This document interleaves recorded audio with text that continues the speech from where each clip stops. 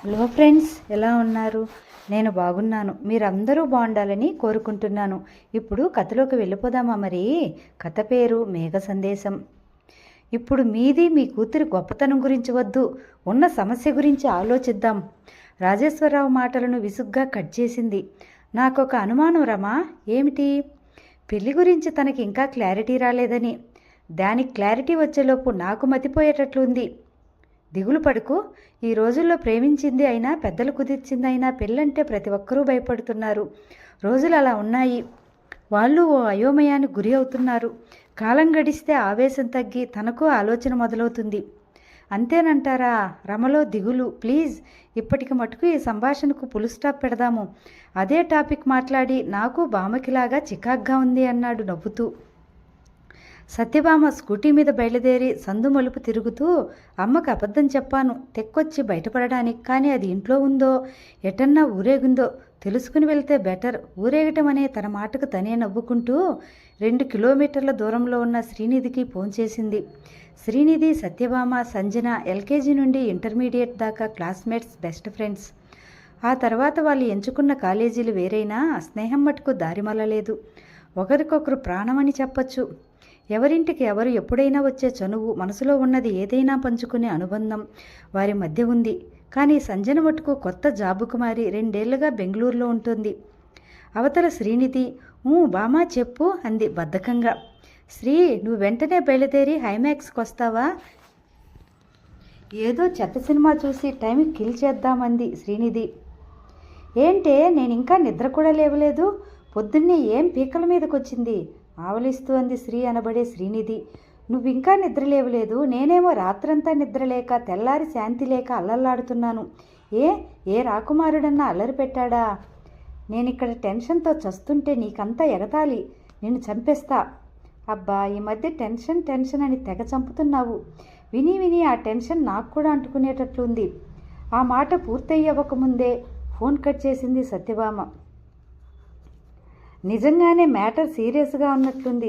లేకపోతే ఇంత సీరియస్ అవ్వదు. కాల్ కట్ చేయదు. ఏమైందో ఏంటో కళ్ళు మూసుకుని దొర్లుతూ ఆలోచిస్తుంది శ్రీనిధి. అలా ఆలోచిస్తున్న శ్రీనిధి కప్పుకున్న దుప్పటిని ఎవరో ఒక గుంజు గుంజటంతో ఉలిక్కిపడి లేచి కూర్చుంది. ఎదురుగా సత్యభామ మొహమంతా ఆవేశంతో నిండిపోయింది. మెట్లు గబగబా ఎక్కి వచ్చిందేమో రొప్పుతోంది. నేను ఏం చేయాలో తెలియక తలపట్టు కూర్చుంటే నువ్వు నిద్రపోతున్నావా? సిగ్గుండాలి అంది మీదపడి చిన్నగా గుద్దుతూ. అబ్బా, ఆపు నీ సోది. నువ్వు చెప్పిన ప్రతిదానికి రియాక్ట్ అవుతూ పోతుంటే ఈ పాటికి ఏ పిచ్చాసుపత్రిలోనే ఉండేదాన్ని అంది చేతులు అడ్డం పెట్టుకుంటూ. రాక్షసి, అంతలేసి మాటలు అంటున్నావు. నీ నోరు ఎలా వచ్చింది అంది గుద్దటం ఆపి కోపంగా చూస్తూ. ఇలా వచ్చింది అంది నోరు పెద్దగా విప్పి చూపి పకపకా నవ్వుతూ. నీకు ఎగతాళిగా ఉందే నా బాధ. ఇంక చాలు, నవ్వటం ఆపు అంది శ్రీనిధి పక్కలో కొలబడుతూ.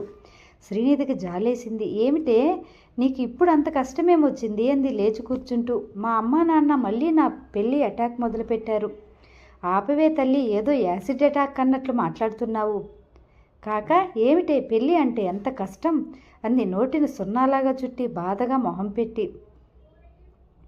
పసిమి ఛాయ, నిటారైన ముక్కు, వెలుగును నింపుకున్న చారడేసి కళ్ళు, విల్లులాగా ఉన్న నోరు, దిగులుగా తను కూర్చున్న తీరు పరిశీలనగా చూస్తున్న శ్రీనిధికి తను ఆడపిల్లి అయినా సత్యభామను ఒక్క క్షణం కౌగిలించుకుని ముద్దు పెట్టుకోవాలనిపించింది.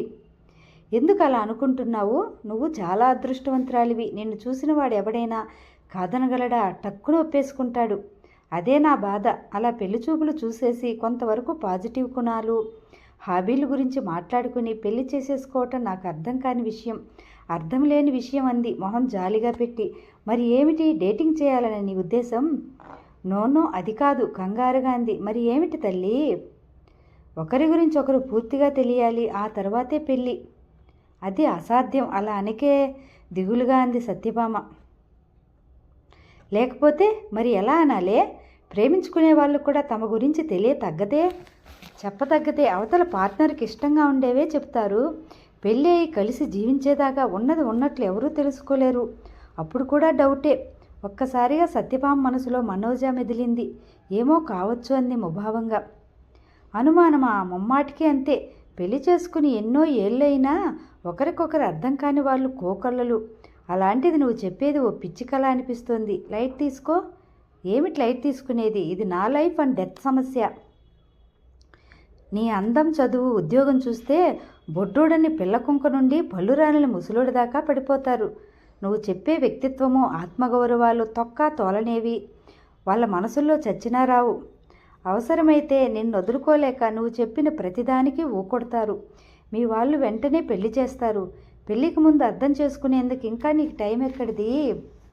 పోనీ మేము కలవకుండా నేనెవరో తనకి, తనెవరో నాకు తెలియకుండా, ఏమి జాబ్ చేస్తామో కూడా ఐడియా లేకుండా, ఒకరినొకరు చూసుకోకుండా ఇంటరాక్ట్ అయ్యి అర్థం చేసుకుని ఆపవే బాబు, ఇదేమన్నా సినిమానా? ఒకరినొకరు చూడకుండా మాట్లాడకుండా అర్థం చేసుకోవటం అంటే, ఒకరితో ఒకరు ఇంటరాక్ట్ అయితేనే కదా ఒకరికొకరు అర్థమయ్యేది, వ్యక్తిత్వాలు తెలిసేది. ఏం ఆశపడకూడదా? ఆశపడొచ్చు, కానీ వాస్తవానికి ఎంత దూరంగానా అది దురాశ అవుతుంది. మరి ఏం చేయనే? దానికి జవాబు నేనేం చెప్పను. నువ్వైతే ఏం చేస్తావు? ఏమిటి కొత్తగా అడుగుతున్నావు? నీకు తెలుసుగా హాయిగా మ్యాట్రిమోనియల్లో వెతుక్కోవటం మొదలుపెట్టానని. ముక్కు ముఖం తెలియని వాడిని అలా కూరగాయలు ఏరుకున్నట్లు ఏరుకుని పెళ్లి చేసుకోవటం నీకేమీ అనిపించదా? అందరూ చేస్తున్న పనేగా, ఏముంది దానికి ఫీల్ అవ్వటానికి? సొసైటీతో పాటే మనము అన్నట్లేదో కొత్త మ్యాట్రిమోనియల్లో రిజిస్టర్ చేశాను, కాస్త చూడు అని పాస్వర్డ్ ఇచ్చింది అమ్మ. బిజీగా ఉండి కుదరలేదు. ఈరోజు సెలవేగా, దాని పని పడదాము హుషారుగా అంది. మ్యాట్రిమోనీ గురించి అమ్మ వాళ్ళు తనకి చెప్తే ఇరిటేట్ అయి పారిపోయి వచ్చేసింది. మరి శ్రీనిధి అంత ఆనందంగా ఉందే, ఎవరిది లోపం? తనదా నాదా? సత్యభామలో మదనం. ఓయ్ భామా, నీ ఆలోచనలు ఆపి వెళ్ళి అమ్మతో కొంచెం టైం స్పెండ్ చేసిరా, నేను ఫ్రెష్ అయిపోతాను. ఇద్దరం కలిసి నా మొగుడిని వెతుకుదామంటూ హడావిడిగా బాత్రూంలో దూరింది శ్రీ. సత్యభామ వంటగదిలోకి వెళ్ళి చూసింది. అక్కడెవ్వరూ లేరు. పెరట్లో నుండి మాటలు వినపడుతుంటే అట్టు తొంగి చూసింది. అక్క, శ్రీకి నువ్వు చెప్పినట్లే ఆ కొత్త మ్యాట్రిమోనీలో రిజిస్టర్ చేశాను. ఎలా జరుగుతుందో ఏమో. శ్రీనిధి అమ్మ ఫోన్లో తన అక్కతో చెప్తుంది. దానికి జవాబుగా అవతల ఆవిడ అక్క ఏదో చెప్తున్నట్లుంది. 2 నిమిషాలు శ్రద్ధగా విన్న తర్వాత, దానికి తొందరగా పెళ్లి చేసి పంపి ఆ అప్పు తీర్చుకోవాలి. ఈలోపు చిన్నోడు పై చదువులకు వస్తాడు. అదే కదా బెంగ అంది దిగులుగా. మరలా అవతలక్క ఏదో చెప్పింది. అవునక్క, నువ్వు అన్నట్లు దేనికైనా టైం రావాలి, కానీ దాని సంగతి తెలుసుగా. ఎప్పుడు పెళ్లి టాపిక్ వచ్చినా బాగా ఏరి మంచి వరుడిని ఎన్నుకోవాలి. మీ రోజుల్లో లాగా కాదు, ఇది మా ఆడపిల్లల టైం అంటూ స్పీచ్లు ఇస్తుంది. ఏదో వస్తువు కొనుక్కున్నట్లు వాగుతుంది. ఇప్పటికి 4 మ్యాట్రిమోనీలు చెత్త అని తీసిపడేసింది. ఇలాంటి మెంటాలిటీతో ఎన్ని ఏళ్ళ టైం తీసుకుంటుందో అని భయం. ఆవిడ గొంతు గద్గదమైంది. వింటున్న భామ విలుక్కుపడింది. మా అమ్మ కూడా ఇలాగే బాధపడుతుందా అన్న ఆలోచన తన మనసును కలవరపరిచింది. సరే అక్క, ధైర్యంగా ఉంటానులే. ఆ దయ్యానికి సెలవు ఇంటిలోనే ఉంది. నా మాటలు వింటే కయ్యమంటుంది. ఉంటాను. ఓ అమ్మో, మా మీద మీ తల్లులకి ఎంత మంచి అభిప్రాయమా అని ఉలిక్కిపడి ఆవిడ తన రాక గమనించలోపే అక్కడి నుండి తప్పుకుని గబుక్కున హాల్లోకి వెళ్ళి కూర్చుంది. ఏంటమ్మా అలా ఉన్నావు? అమ్మా అందరూ బాగున్నారా? హాలులేకొస్తూ ఆప్యాయంగా అడిగింది ఆవిడ. ఫైన్ ఆంటీ అని అంతకన్నా ఆత్మీయంగా సమాధానం చెప్పింది బామ. నీ పెళ్లి ఆమె మాట పూర్తి అవ్వకముందే సత్య, ఓ సత్యభామ, బామ ఇలారా అని శ్రీ పెట్టిన హడావిడి కేకలకో, అమ్మ ఈవిడ ప్రశ్న నుండి తప్పించుకున్నాననుకుంటూ అక్కడి నుండి ఒక గెంతులో శ్రీనిధి రూమ్లోకి దూరింది. అక్కడ అర్ధనగ్నంగా శ్రీనది చూసిచ్చి, సరిగ్గా డ్రెస్ చేసుకోకుండా ఎందుకు పిలిచావో హడావిడిగా అంది సత్యభామ పక్కకు మొహం తిప్పుకుంటూ. పెళ్లి ప్రయత్నాలు మొదలుపెట్టాము, మరి కాస్త సిగ్గు వదిలించుకునే ట్రయల్స్ కూడా స్టార్ట్ చేసే ప్రయత్నం అంది అల్లరిగా నవ్వుతూ. నీతో పెట్టుకోకూడదు. సర్లే, టిఫిన్ తినవా? బ్రష్ చేసుకుని టిఫిన్ తిని మళ్ళీ పడుకున్నాను. ఇంత బద్దకిష్టిని డట్టి ఫిలోని చేసుకున్నవాడెవడో చచ్చాడే అంది చికాగ్గా మొహం పెట్టి. అసలైన వాటిలో యాక్టివ్గా ఉంటాలే, దానితో ఆ గురుడు ఇంప్రెస్ అయిపోయి నా బద్ధకాన్ని పోషిస్తాడు అంది పెద్దగా నవ్వుతూ. అబ్బా బూతులు, నీతో పెట్టుకున్నాను చూడు, నాది బుద్ధి తక్కువ. ఓ తల్లి, నీకు ఏమర్థమైందో? నేను బుద్ధిగా జాబ్ శాలరీ విషయంలో యాక్టివ్గా ఉంటాను అన్నాను అంది కన్నుగీటుతూ.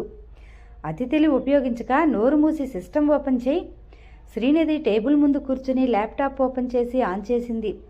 అది బూట్ అవుతోంది అన్నట్లు. బామా, సంజు నీతో టచ్లో ఉందా? నేను మొన్న ఫోన్ చేసినా తీయలేదు. లేదే, మాట్లాడి 10-15 రోజులు దాటింది. ఎక్కువసేపు మాట్లాడలేదు, పని లోడ్ ఎక్కువ ఉందంది. అందుకేనేమో నా కాల్ కూడా అటెండ్ కాలేదు. ఏదైనా దాని పని హాయి కదూ. మనలాగా సంబంధాలు వెతుక్కునే బాధ లేదు. ఎంచక్కా ప్రేమించేసిందంటూ శ్రీ మ్యాట్రిమోనీలో లాగిన్ అయింది. సంజు కూడా ఉద్యోగంలో బాగా సెటిల్ అయిందిగా, ఇక పెళ్లి చేసేసుకోవచ్చు. తనది శరత్ది కాలేజీ నుండి ఉన్న అనుబంధం, పెళ్ళి అంటే ఏ టెన్షన్ ఉండదు కదా తనకి. దాని పెళ్ళి సరే, నా పెళ్లి కొడుకుని వెతుకుదాం పదా అంటూ సైట్లోకి దృష్టి పెట్టింది. ఆ సైట్ అంతా కొత్త సత్యభామకు వింతగా చూస్తోంది. బామ్మ ఇది చూడు, నా ప్రొఫైల్ అని చూపించింది. కెవ్వున కేక పెట్టింది సత్యభామ.